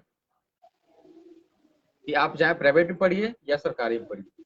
पहला सबसे हम्म महत्वपूर्ण कदम करिए कि आप 8 तक की शिक्षा का, मतलब 8 क्या, मैं तो कहूंगा 10th तक की शिक्षा का, जहां से उद्यमशीलता की पढ़ाई से जस्ट पहले, जहाँ पे एकेडमिक पढ़ाई को अगर हम टर्म्स में इसको एकेडमिक पढ़ाई तक, एकेडमिक हम्म पढ़ाई तक सब, चाहे वो प्राइमरी स्कूल हो, चाहे सबसे नीचे का स्कूल हो, चाहे सबसे टॉप का स्कूल हो, एजुकेशन भैया हम्म सेम रहेगा, हम्म बुक्स सेम रहेंगी। एक हम्म पहला काम ये किया जाए। दूसरा कि जो प्राइमरी एजुकेशन सरकारी शिक्षा व्यवस्था की बात करें तो सरकारी शिक्षा व्यवस्था में होना चाहिए कि सिलेबस कंप्लीट करने का कुछ प्रोग्राम वो बनाया जाए कि हाँ भैया इस महीने आते आते आपका इतना परसेंट सिलेबस होना चाहिए। और मुझे अब नहीं पता कि क्या होता था कि पहले हम लोग के समय में तिमाही, छमाही और सालाना एग्जाम्स होते थे। अब तिमाही और हम्म छमाही तो बंद ही कर दिया मोस्टली प्राइमरी स्कूलों में, सिर्फ सालाना निपटा दिया। हम्म कोरोना ने वो भी निपटा दिया। हाँ वो तो तो खैर, कोविड ने तो दो हाँ, साल अन तो एकेडमिक ईयर कर दिया। आप तमिलनाडु का एग्जाम्पल लीजिए और हम्म सारे बुक्स को सेम करिए। अगर आप सारे बुक सेम करेंगे तो एक स्टैंडर्ड आ जाएगा कि सब बच्चे सेम पढ़ाई पढ़ रहे हैं। तो जनरल डिस्कशन में भी बच्चों को नॉलेज ट्रांसमिशन की जो बात हो रही है ना, कि नॉलेज ट्रांजेक्शन, ट्रांसमिशन ही ट्रांजिशन, हम्म नॉलेज ट्रांजिशन, एक दूसरे से बराबर नॉलेज पहुंचेगा सबके बाद, कि कोई बच्चा किसी के साथ जाता है तो अनभिज्ञ फील नहीं करेगा, अनोइंग फील नहीं करेगा कि अरे वो क्या पढ़ के आया, मैं क्या पढ़ के आया। जब एग्जाम में हाँ हाँ। बैठेंगे तो सबको सेम पढ़ के आए भैया, अब कोई बात नहीं होगी, सब सेम। हाँ, थोड़ा टीचर ऊपर नीचे पढ़ाए वो अलग बात है।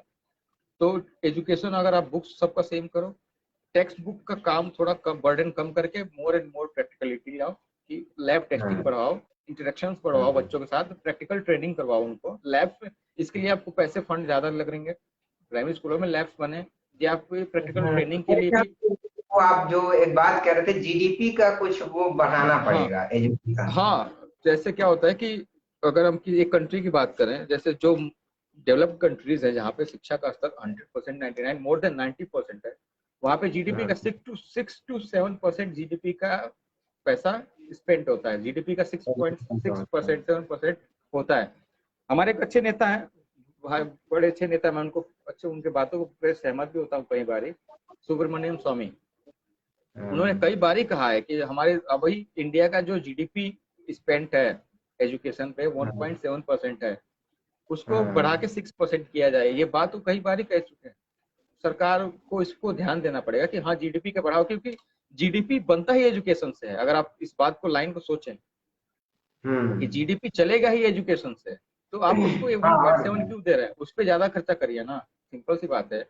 अगर आप कोई काम ऐसा कर रहे हैं कि जो काम होना ही उसी से है, तो जब आगे हमारा बच्चा ज्यादा बढ़िया पढ़ेगा, ज्यादा प्रैक्टिकल एजुकेशन होंगे, ज्यादा तो इंटेलेक्चुअल वर्क फोर्स पढ़ाई में होगी। आएगा, जाहिर सी बात है, हाँ, जॉब तो ज्यादा करेगा, और जब जॉब क्रिएटिविटी होगा। करेगा। अगर हाँ तो जॉब करेगा तो करेगा, जॉब क्रिएटिविटी एंटरप्रेन्योरशिप करेगा, रोजगार परक हाँ। सेवाएं देगा।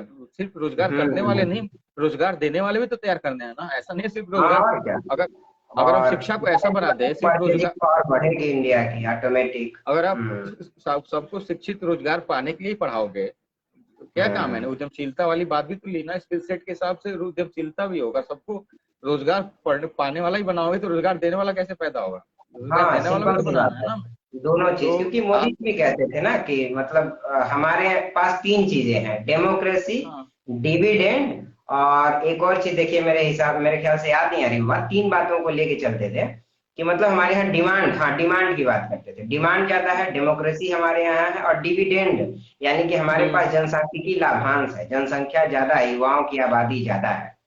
तो हम्म डिमांड तो तभी बढ़ेगी ना जब युवा कुछ करेंगे। युवा घर पे सो के फेसबुक चला रहे हैं, युवा घर पे यूट्यूब हाँ चला रहे हैं, हाँ, तो कुशल इससे तो छेप होगा जान रहे नहीं। हैं, कुशल छेप हाँ। जान रहे हैं दोस्तों। कुशल सबका मतलब, इनके साथ चर्चा हम्म, करते हुए तो ये वाली बात, तो युवा बाहर निकले, उसके लिए वही बताना हम्म, कि एजुकेशन सिस्टम एक की रोल उसमें मतलब निभाएगा, हम्म, कि प्ले करेगा, की रोल प्ले करेगा कि बच्चे रोजगार परख हो, स्किल सेट उनका हम्म, डेवलप्ड हो, और हम्म, रोजगार देने वाले बने, एंटरप्रेन्योरशिप को बढ़ावा दे। जैसे मुद्रा लोन है, इसमें एक बड़ा रोल प्ले करता है मुद्रा लोन। अगर आप बड़े, जैसे हम्म, कुशल भारत, कौशल भारत, स्किल इंडिया की बात करें, हम्म, तो खेलो इंडिया, ये सब चीजें हैं जो कहीं ना कहीं इस ओर अग्रसर हैं। लेकिन क्या वो हम्म, जमीनी पे जा रहा है, जमीनी हकीकत क्या है, उन सब चीजों को, इन सब चीजों को देखना पड़ेगा, उनका सुधार करना पड़ेगा।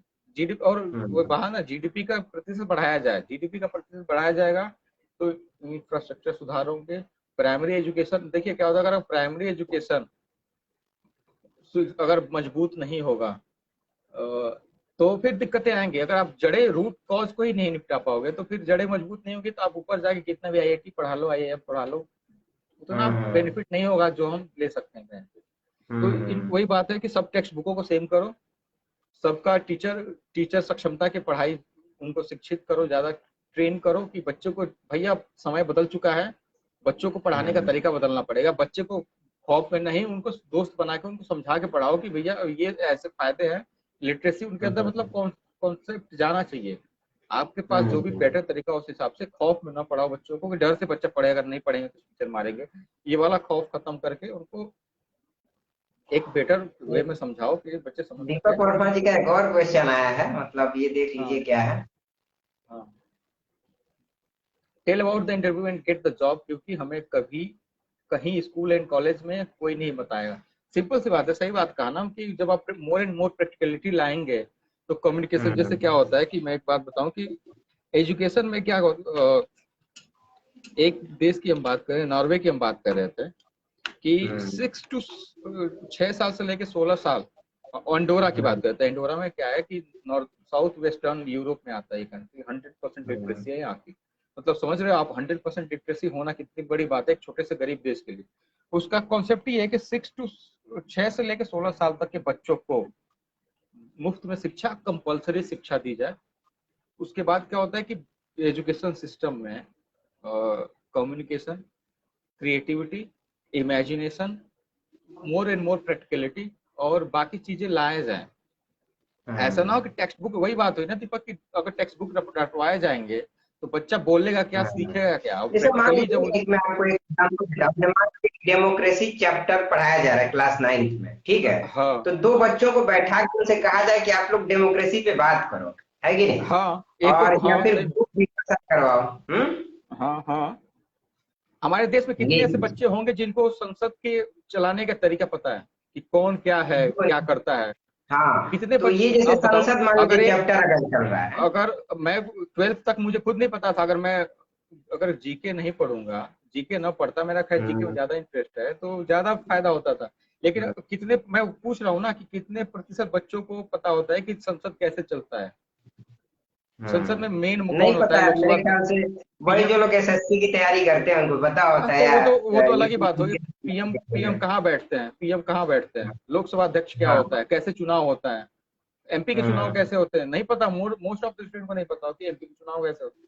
प्रेसिडेंट का चुनाव तो मुझे लग रहा है आईएएस की तैयारी छोड़ के बाकी को पता भी नहीं होगा।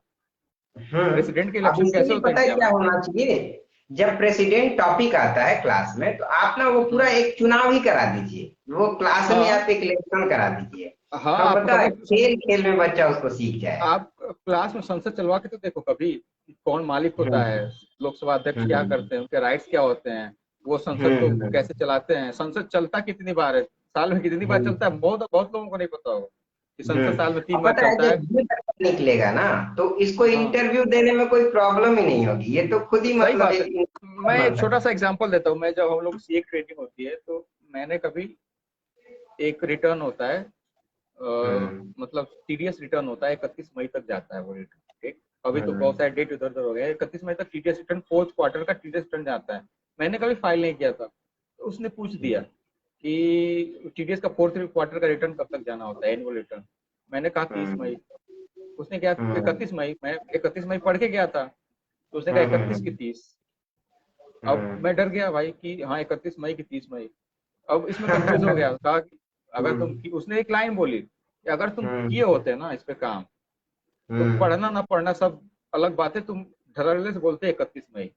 और अब आज मैं हम्म, टीडीएस रिटर्न फाइल कर चुका हूँ, तो कोई मुझे नींद में भी जगा के पूछे कि डेट क्या है, रिटर्न क्या है, तो मुझे पता है कि हम्म, 31 है। और कोई कितना भी हम्म, डराएगा कि 30 है, 28 है, 27 है, 25 है, कुछ फर्क नहीं पड़ता कि मैं प्रैक्टिकल करके आया हूँ, अब आओ मुझसे बात कर लो। तो हम्म, ये फैक्टर होता है कि आप बच्चों को मोर एंड मोर प्रैक्टिकलिटी सिखाओ, बच्चों को शिक्षा पर, शिक्षा के साथ साथ उनका, शिक्षा मतलब टेक्स्ट बुक रटवाने के साथ साथ उनको बाकी चीजें भी सिखाना है। प्रैक्टिकलिटी क्या होती है, एक बच्चा, आप हम्म, देखते हो कि एक रैंक होल्डर बच्चा भी जाके कम्युनिकेशन स्किल में फेल कर जाता है, इंटरव्यू में छट जाता है। हमारे फील्ड में तो बहुत होता है कि एक बहुत टॉप का बच्चा है, उसको कम्युनिकेशन स्किल आपने सिखाया नहीं, स्किल सिखाया नहीं, इंटरपर्सनल स्किल सिखाया नहीं, मैनर सिखाया नहीं कि कहाँ जाना है। कई लोगों को पता है, हमारी जब पहली बार मैं गया था, कि मैं बताऊं कि उसमें जब हमारे जैसे क्या होता है, ट्रेनिंग होती है जो सही है कि उसमें 15 दिन का जीएमसीएस कोर्स होता है, उसमें सिखाया ही यही जाता है कि आपको इंटरपर्सनल स्किल क्या है, कम्युनिकेशन स्किल क्या है, आपको केबिन में कैसे घुसना है। अगर केबिन में दो लोग बैठ के बातें कर रहे हैं और दरवाजा बंद है, तो आप खोल के नहीं आ सकते हैं। अगर हम धड़ल्ले घुस गए तो फिर वही डांट पड़नी पड़नी है। केबिन का रूल है, अगर दरवाजा बंद है तो आप खोल नहीं सकते हो जब तक बाहर से नॉक करके पूछ ना लो। कितनों को पता है बात, अपने यहाँ तो बच्चे घुस गए अंदर जाके पूछते मैं कम इन सर, भाई आप क्या, मैं कम आ गए हो तो आ जाओ। तो ये सब चीजें है कि कम्युनिकेशन स्किल सिखाइए, प्रैक्टिकलिटी सिखाइए, समाज में कैसे उनको सस्टेन करना है वो सिखाया जाए, तो ज्यादा बेटर होगा टेक्स्ट बुक के साथ साथ। अब मैं ये आखिरी क्वेश्चन मेरा है और मेरे ख्याल से इसके बाद हम लोग इसको स्टॉप भी करेंगे।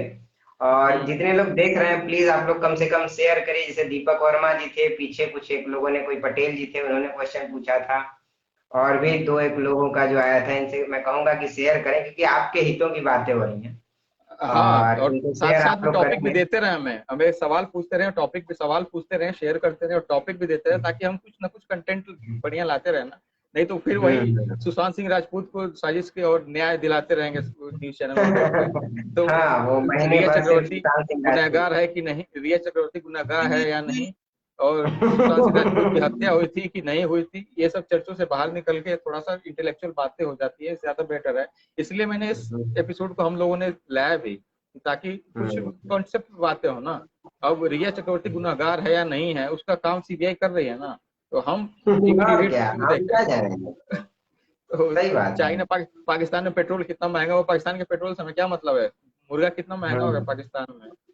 हाँ, सही तो बात है। अब ये चीज मैं सही देखता हूँ कि मतलब न्यूज चैनलों पे कुछ एक चैनल है जैसे कि क्या बोलते हैं वहां पे, पाकिस्तान नाम में न पता लिया, नहीं क्या 400 रुपए नाम किलो न बिक लिया रहा तो है, ज्यादा हमको बेटर से है। क्या। हाँ, नहीं, तो एक न्यूज आप बता दिए कॉर्नर में, ठीक है, लेकिन उसके ऊपर शो बनाना, देखिए न्यूज आप बताइए, मुझे हाँ समझ में आता है कि प्याज महंगा हो हाँ। गया पाकिस्तान में, ठीक है, मुझे भी जानना चाहिए कि पड़ोसी देशों में क्या चल रहा है। लेकिन आप उसके नाम से 5 बजे शो चला रहे हैं, पाकिस्तान में प्याज महंगा। भाई साहब नहीं चाहिए हम्म, शो, 1 घंटे का शो बनाएंगे हाँ। अब पाकिस्तान के प्याज के नाम पे। एक में छोटा सा एजुकेशन चीज पे शो बना ऐड। दीजिए, उसमें कुपोषण हाँ, पे, न्यूट्रिशन एक पे बनाइए, हेल्थ के एक अलग अलग सेक्टर्स पे बनाइए। हाँ तो हाँ हाँ। आखिरी क्वेश्चन अच्छा। मेरा ये था कि जैसे मैं अगर बात करूं तो भारत के केवल वर्कफोर्स के 40% लोग जॉब की डिमांड करते हैं, क्योंकि एजुकेशन का सिस्टम ऐसा है।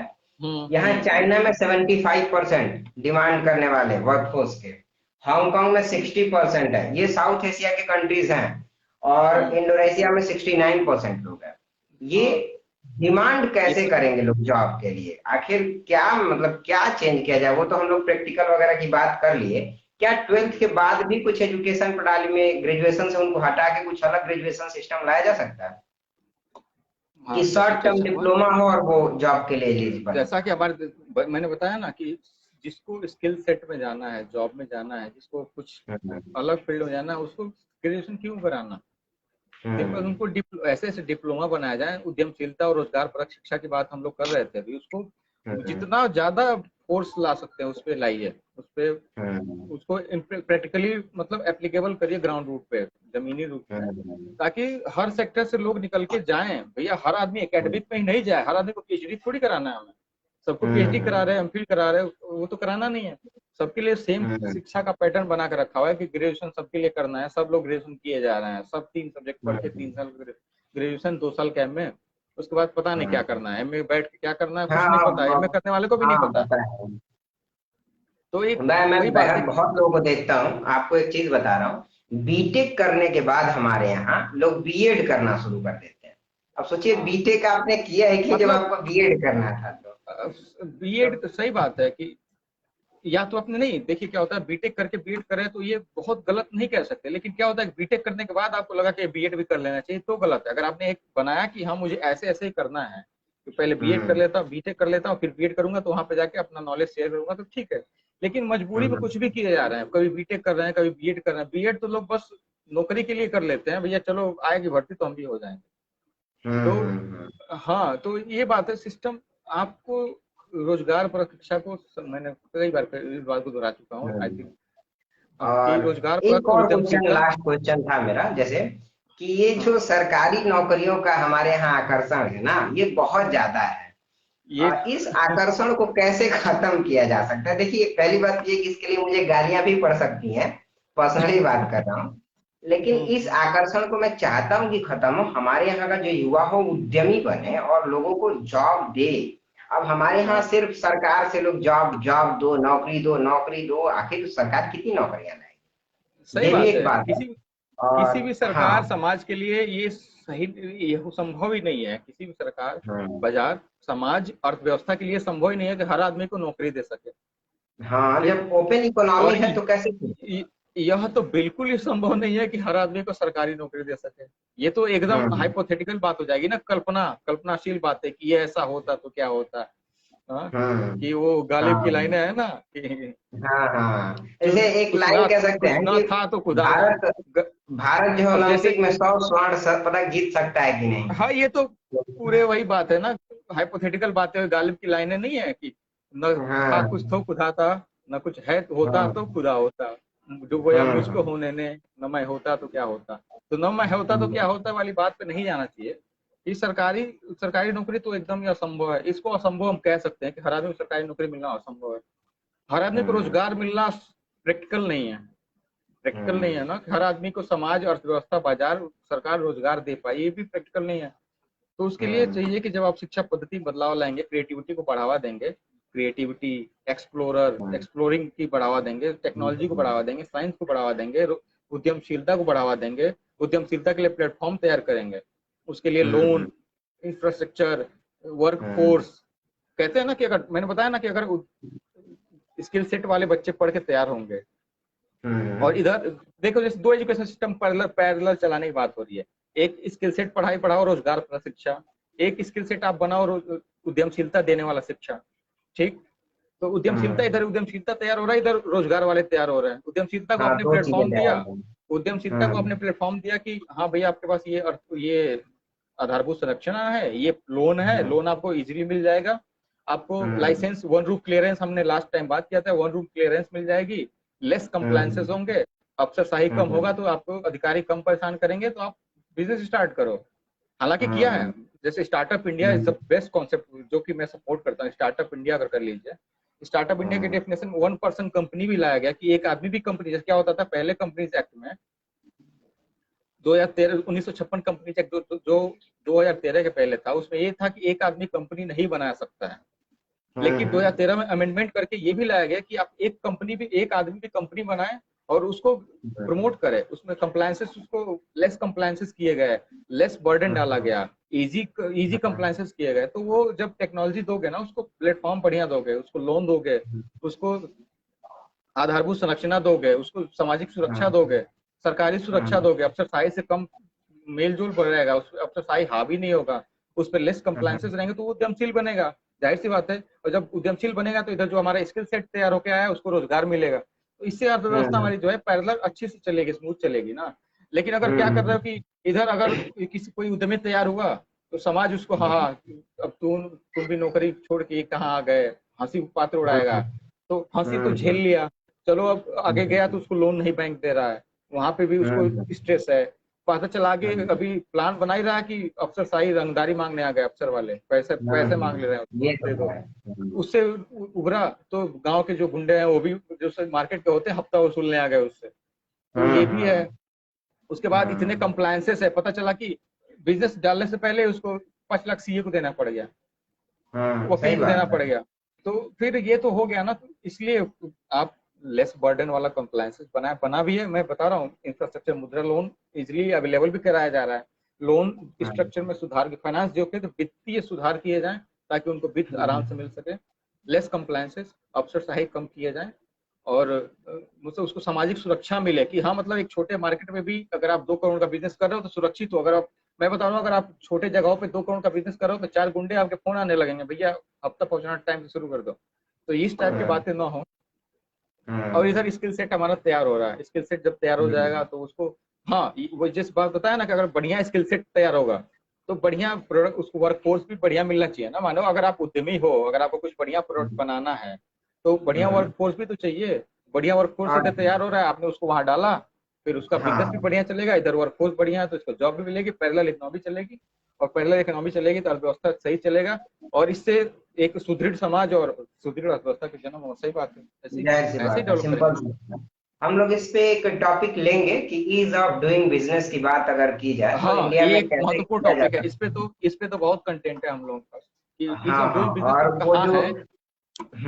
हाँ, ईज ऑफ डूइंग क्योंकि बिजनेस कितना अगर हमारे जरूरी है। पास ना उद्यमी पैदा होंगे ना तभी वो डिसेंट्रलाइज बिजनेस वाला आइडिया क्लियर हो सकता है कि हाँ मतलब गांव हाँ में भी एक व्यापारी है और वहां पे वहीं के लोगों को जॉब मिल जा रहा है। तो ये हाँ, तभी सही बात। होगा जब हमारे यहाँ हर एक एरिया में छोटे छोटे उद्यमी बन के तैयार हों।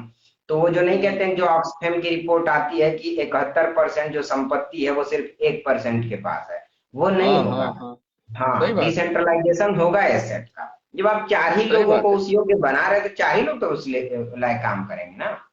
जाहिर सी हाँ, बात है। वही बात है ना। और वही हम्म हम इस पे पहले भी चर्चा कर चुके हैं कि मतलब आधारभूत हम्म संरचना, हर आप किसी भी टॉपिक पे उठा के बात कर लीजिए, शिक्षा, हाँ स्वास्थ्य, सुरक्षा, समाज, संस्कृति, सेवा, समृद्धि, कुछ भी उठा के बात कर लीजिए, उसमें जो हाँ। सबसे पहला टर्म आएगा आधारभूत संरचना, इंफ्रास्ट्रक्चर आपके देश का कैसा है। अगर सही इंफ्रास्ट्रक्चर बात पे है। ढंग से काम नहीं हुआ तो फिर सब चीजें व्यर्थ है। अगर आपने एक फैक्ट्री सोचो, आप अगर सिंपल से लॉजिक एग्जांपल देता हूँ, आपने धान बोया, बहुत बढ़िया धान हुआ आपके खेत में, ठीक, हाँ लेकिन आपके खेत में हाँ। ट्रैक्टर नहीं पहुंच पाएगा। अगर सोचो, अगर आपके खेत में कंबाइन ना पहुंच पाए तो फिर वो बढ़िया हाँ, धान और बढ़िया गेहूं का क्या फायदा हो, तो फिर रहने दो, खेत में रहेगा, वो चूहे खाएंगे कोई उसको। फायदा नहीं। हाँ, ये तो अगर कभी हम आप फार्म सेक्टर पे बात करेंगे वैसे। हाँ, हालांकि मैंने एग्जांपल लिया था, फाउंड्स में नहीं गया था, कि हाँ हाँ, वो तो है खैर। बेहतर बेहतर आधारभूत संरचना, infrastructure is hmm crucial things in business and everything in society, जो कि आप हम्म। डालो ताकि आपका बेहतर तभी तो होगा ना। जब आपका एक संरचना, अगर आप कहते हैं ना मजबूत घर नहीं होगा तो फिर बाकी काम हम्म, कैसे करोगे। मजबूत घर सबसे हम्म, जरूरी है ना। तो आधारभूत संरचना, शिक्षा, स्वास्थ्य, जो वहाँ के सुरक्षा, वो बिजली, पानी, सड़क जो है, ये सब हम्म, इंफ्रास्ट्रक्चर हो, डेवलप्ड हो, तभी तो काम होगा ना। तो ये सबसे बड़ा इंपॉर्टेंट है। और रही बात जो हम जॉब, उद्यमशीलता और रोजगार परक शिक्षा की बात कर रहे थे, तो न्यू एजुकेशन हम्म, पॉलिसी में इस पे हम कभी चर्चा रखेंगे। मैं थोड़ा सा कीवर्ड्स इसमें से इस्तेमाल कर रहा हूँ कि इसका हम्म, जो मेन कॉन्सेप्ट ही रखा गया है कि less focus on text book, जो कि हम बार बार डिमांड कर रहे थे कि less hmm, focus on text book पे सबसे कम फोकस रखा जाए। हम्म, इंफॉर्मेशन, टेक्स्ट बुक इंफॉर्मेशन पे कम रखा जाए कि भैया शाहजहां ने ताजमहल कैसे बनाया, हमें क्या मतलब है भैया, पढ़ लिया हाँ एक बार ठीक है। अब सोचो, सही अगर बात आपको, है। अगर बिल्डिंग बनानी है तो हम्म। अब अगर ताजमहल के अकॉर्डिंग बनाओगे तो बनता ही रह जाएगा बिल्डिंग भैया आप। तो फिर नया टेक्नोलॉजी आ चुकी है अब तो, तरह तरह की मशीनें, टेक्नोलॉजी आ चुकी है अब तो। ऐसा आ रहा है कि सीमेंट एक दिन में पूरी बिल्डिंगें तैयार हो रही हैं। तो आपको टेक्नोलॉजी हम्म, चेंज करना पड़ेगा। तो टेक्स्ट बुक पढ़ पढ़ के काम नहीं होगा, आपको नए स्किल सेट डेवलप करेंगे। तो इस पे लेस फोकस ऑन, जो न्यू एजुकेशन पॉलिसी कहती है कि less focus on text book information, और उसने क्या किया है, स्किल्स को इनकॉर्पोरेट किया है कि मोर एंड मोर स्किल्स हम इनकॉर्पोरेट करेंगे। जैसे प्रोजेक्ट लर्निंग हमने सबसे महत्वपूर्ण उठाया था, आई थिंक कोरिया से इनको कॉपी किया गया है, या फिर हाँ, ये जिसने तो भी आपने बहुत अच्छी सर्टिफिकेट। बात कही, प्रोजेक्ट लर्निंग। हाँ, ये हाँ, 12th में ही स्टार्ट प्रोजेक्ट, कर दें। हाँ, प्रोजेक्ट बेस्ड लर्निंग, हर आदमी को प्रोजेक्ट बेस्ड लर्निंग किया जाए कि हाँ भैया ये प्रोजेक्ट है, इस पे आप काम करो, इसको आप कैसे कर सकते हो। हम्म, इसको बढ़ावा दिया गया एडमिनिस्ट्रेशन बेस्ड लर्निंग। हम्म, एडमिनिस्ट्रेशन, भाई ये प्रशासन कैसे काम करता है, प्रशासनिक कार्य अनुभव क्या होता है, उसके बारे में फोकस किया गया है। हम्म, communication, interpersonal, developing technology, technical skills. आप सिर्फ वही रट्टे हम्म, मारे जा रहे हो, बाबर भारत कब आया था, पानीपत की हम्म, लड़ाई कब हुई थी, ये सब जीके के लिए ठीक है, लेकिन हम्म, उसके बाद, लेकिन अगर आप उसी में फोकस्ड रहोगे कि भैया टेक्स्ट बुक को रट्टे जाओ। अब आप सोचो ना, बाबर भारत कब आया, आप 6 से लेके आईएएस की तैयारी तक पढ़ते हो इस बात को, बाबर भारत कब आया। एक बार पढ़ लिया ना 6 में बहुत है। हम्म, तो हाँ, कोई फायदा नहीं उसके पढ़ने की, कोई फायदा नहीं कि हुमायूं कब आया, बाबर कब आया। जब हम उसका कोई हाँ इम्प्लीमेंट नहीं कर सकते हैं तो क्या, उसको हाँ, कोई मतलब पढ़ने फायदा नहीं है। हाँ, एक हिस्टोरियन है, वो पढ़ेगा। हाँ, अगर उसको हाँ, एक PhD, हिस्टोरियन के लिए है भाई उसका मतलब। अगर एक पीएचडी करने वाला है तो वो पढ़ेगा, खुद जाके पढ़ेगा। हम्म, जैसे कुछ, हम्म, जैसे क्या होता है ना, दो टेक्नोलॉजी होती है, एक पुल एक पुश हम्म, टेक्नोलॉजी। तो जो हम्म, स्किल बेस्ड चीजें हैं, और जैसे क्या होता हम्म, है कि प्रोजेक्ट बेस्ड लर्निंग, हम्म, एडमिनिस्ट्रेशन लर्निंग, जो समाज के लिए जरूरत है, रोजगार परक शिक्षा, उद्यमशीलता बेस्ड हम्म, शिक्षा, इसको पुश मोड में हम्म, डालिए कि हम तुम्हें जबरदस्ती पढ़ाएंगे, ये वाली बात कि हम तुम्हें जबरदस्ती हम्म, इसको पढ़ना ही पढ़ना है, होता है ना पुश मोड, हम्म, इसको करना ही करना है। और जो हम्म, अननेसेसरी चीजें हैं जो हमारे प्रैक्टिकली बहुत कम यूज होने वाले हैं, जैसे हिस्ट्री हुआ, कुछ हम्म, और विषय हुए, तो इसको पुश मोड में डालिए। पुश मोड में डालने से क्या होगा, जिसको अब हिस्ट्री जानना होगा वो जाके पढ़ेगा। अब जिसको पीएचडी हाँ, करना वो होगा तो वो खुद जाके पढ़ लेगा। अब जिसको पीएचडी करना है, हम्म, एमफिल करना है, जिसको हाँ, लिटरेचर लिखना है हिस्ट्री पे, वो खुद जाके पढ़ लेगा कि बाबर कब आया था, पानीपत की लड़ाई कब हुई थी, क्या क्या गलतियां की गई थी ताकि इतनी बड़ी सेना होने के बाद भी हाँ, और क्या। इब्राहिम लोदी चुन में वो हार गया था युद्ध, 1,30,000 की सेना सही के बात बाद है। भी पीछे की सेना से हार गया था। तो जिसको जरूरत होगी वो पुश मोड में जाके पढ़ेगा ना उस चीज को। लेकिन अगर 8 के बच्चे को आप जबरदस्ती पढ़ाया जा रहे हो कि इब्राहिम लोदी क्यों हार गया था, बाबर कब आया था, 1926 में आया था, हम्म, 15 सॉरी 1526 में आया था कि अप्रैल में आया था, ये सब चीजें मत पढ़ाओ। बच्चों पे अननेसेसरी प्रेशर भी पड़ता है, उसका बहुत ज्यादा उपयोग भी नहीं होता। मैं पढ़ा हूँ, मुझे पता है कि अप्रैल 1526 में आया था बाबर, तो क्या फायदा हुआ उसका? उसका यूज है मुझे हाँ, कभी आपके कहीं? सीए का तो कोई रोल नहीं है, अब सही बात। अब बैलेंस शीट में क्यों बनाऊंगा? तो पूछ, उसमें लिखेगा क्या कि बैलेंस शीट बाबर साइड, डेबिट साइड में बाबर है, क्रेडिट साइड में हुमायूं है? तो फिर मेरे लिए तो हम्म। बेकार हुआ ना, वो मेरा समय भी गया खराब। आपके लिए तो सही हम्म। है कि आप चलो जी सिविल सर्विसेज पढ़ाई है तो ठीक है, आपका हम्म। उसमें यूज हो जा रहा है। मेरा तो सब ये बेकार गया कुछ ना फिर। कमेंट है लोगों के, मतलब वो हमें मतलब क्या आज बोलते बहुत हैं। अच्छा लगा, आज बहुत अच्छा लगा हम्म। सबका, सबके हाँ, आज अप्रिसिएशन हमारे साथ सुने। लोग जुड़ रहे हैं, तो कम से कम हाँ हमारे जीत वीडियोस को शेयर करें आप लोग, कम से कम जो भी लोग हैं। जीत करण हमारे तिवारी भैया हैं, अ, और ये हमारे जितेंद्र कुमार बहुत जी हैं। हमारे हमारे बहुत पुराने दोस्त हैं जितेंद्र कुमार, महाराजगंज से। और इनका हाँ, तो खुद का जो लोग बिजनेस भी भी है, आ रहे हैं, इनका खुद का तो बिजनेस भी है उनसे मैं यही अपना। कहूंगा देखो कि कम से कम ये वीडियोस को शेयर करें हमारे। उद्यमशील हमारे सामने एक हैं, जितेंद्र कुमार जी उद्यमशील हैं। ये खुद अपना इनका अच्छा। बिजनेस है। हाँ हाँ। हाँ, तो सही तो बात है, थैंक इनको यू अब बेसिक जितेंद्र भाई। इंफ्रास्ट्रक्चर तो चाहिए ही कम से कम। तो हाँ हाँ। हाँ, हाँ, इनसे हम लोग यही कहेंगे भाई, हमारी वीडियोस को शेयर करें कम से कम। और हम लोग हाल फिलहाल हाँ अभी यूट्यूब पे इस वीडियो को वो अजय अपलोड भी करते हैं, तो वहां पे हाँ, भी आप अजय देख राय जी सकते हैं हैं, लिंक से जाकर। करण तिवारी हैं, अजय राय जी हैं हमारे, करण हाँ। तिवारी हैं, राहुल राय, अस्तिवा राय, दीपक हम्म। वर्मा हम्म। थे, रामविलास सिंह पटेल, तो दीपक वर्मा, अच्छे ये खासे लोग कृष्णा मतलब राय। वीडियोस को देख हाँ रहे हैं। कृष्णा राय हैं, एकता राय हैं, सब लोग हाँ, हैं। अभी तो आज अभी 5 ही लोग हैं, अभी और ये आप सब दोनों बधाई के पात्र हो। ब्रो, बहुत हाँ बढ़िया भैया, थैंक यू। Thank you. और मतलब आज दीपक वर्मा समर्थन जो जी मिल क्या रहा है। है, सबका सबका नाम भी लिया ना, नहीं वरना सबका मैसेज भी ऊपर चला जा रहा है। दीपक ने भी हम्म। शेयर कर दिया भाई, thank you Deepak. Karan thank you हाँ, भैया। जो लोग भी शेयर करें भैया, आप सबको थैंक यू, बहुत बहुत थैंक यू। हाँ और और कुछ ज्यादा सवाल भी लोगों तक पूछिए और रीच टॉपिक पे, बढ़ेगी। और हाँ इनबॉक्स में या फिर कमेंट में टॉपिक जरूर दिया करें ना, हाँ, ताकि आप हम हमें अगली बार उस व्हाट्सअप कर मुद्दे को। सकते हो, या इनबॉक्स में आप हमें मतलब टॉपिक आप दे सकते हैं। वैसे तो ईज ऑफ हाँ डूइंग बिजनेस पे मेरे ख्याल से अगला टॉपिक हमारा अच्छा होगा। हाँ आ, हाँ। का लाइव काफी लाल देर बाबू से देख पटियाला, रहे हैं। ये थैंक यू किनका सो है? मच। करण तिवारी, तो thank you so much. Thank you, जो भी लोग बहुत देर से देख रहे हैं उनके लिए तो बहुत बहुत थैंक यू, क्योंकि लोग देखते ही नहीं है, छोड़ के बीच में से निकल जाते हैं। तो कम से कम आपका हाँ बहुत बहुत धन्यवाद कि आप पूरा देखें, और वीडियो को शेयर करिए आप लोग। और हम लोग हमेशा नए नए टॉपिक लेके आएंगे, ताकि कम से कम जो हाँ। आज का और युवा है ना, प्रासंगिक, उसके अंदर हमारे चेंज आए। टॉपिक की सबसे बड़ी बात है प्रासंगिकता होनी चाहिए, प्रासंगिकता रहेगी हमेशा। होता है ना कि आप हम्म। रेफरेंस रहेगा, प्रासंगिक रहेगा आपके लिए, ऐसा नहीं अनोइंग फील नहीं करेंगे कि हाँ ये क्या आप बोल रहे हैं, क्या समझ में नहीं आया, मतलब हमारे लेवल की बात हम्म। नहीं है। ऐसी बातें होंगी जो आपके साथ हम इंटर रिलेट कर पाए, आप उसके साथ अपना सामंजस्य बैठा पाएंगे, आपको समझ में भी आएगा। हाँ ये नहीं होगा कि रिया चक्रवर्ती गुनाहगार है या नहीं है रिया चक्रवर्ती गुनाहगार है या नहीं, ये हाँ, हम ऐसा हाँ। होगा नहीं। अब और वो कंटेंट हम क्या बोलते हैं, वो जी न्यूज देखने से अच्छा है, आज तक देखने नाम से नहीं अच्छा ले तो है। ज्यादा बेहतर। हाँ हाँ, आपको यहाँ फैक्ट जो मिलेंगे वो गलत फैक्ट नहीं मिलेंगे, कम से कम अच्छे फैक्ट काफी मिलेंगे।